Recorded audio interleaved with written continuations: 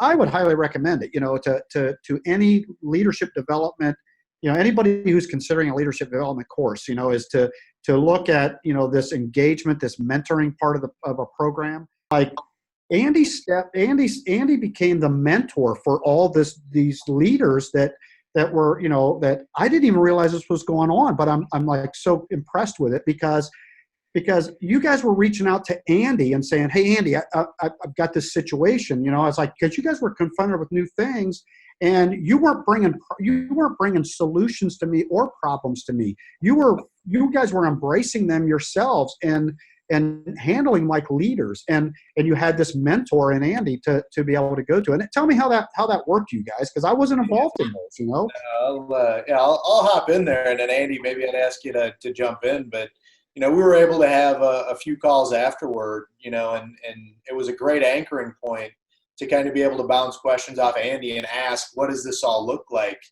And how these are some of the struggles we're seeing now, or these are things we have questions on. We would connect with Andy, but it was always very actionable, right? So like I can tell you a story, we had talked about one of the big things in the program was goal setting.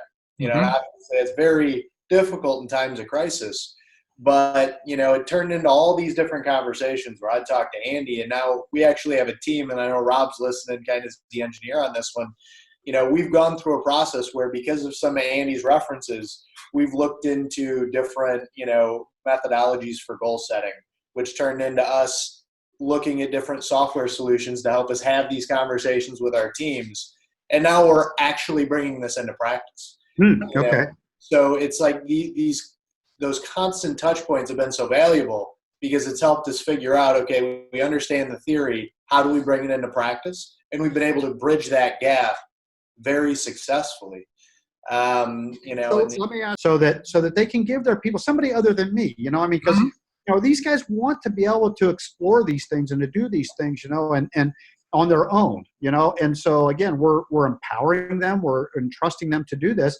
So they're still going to have, they're kind of like in an area they've never been before. So it's nice to have somebody to say, hey, this is what I'm thinking, or I'm kind of stuck on how to think through this problem, So they can do that without having to come back to their their CEO or to their who they directly report to really kind of work it out before they do that, Right. So fun. Yeah. And it's why I got into this, going back to the beginning. It's the thing I enjoyed doing quite a bit, but I had the same problem you did at the time.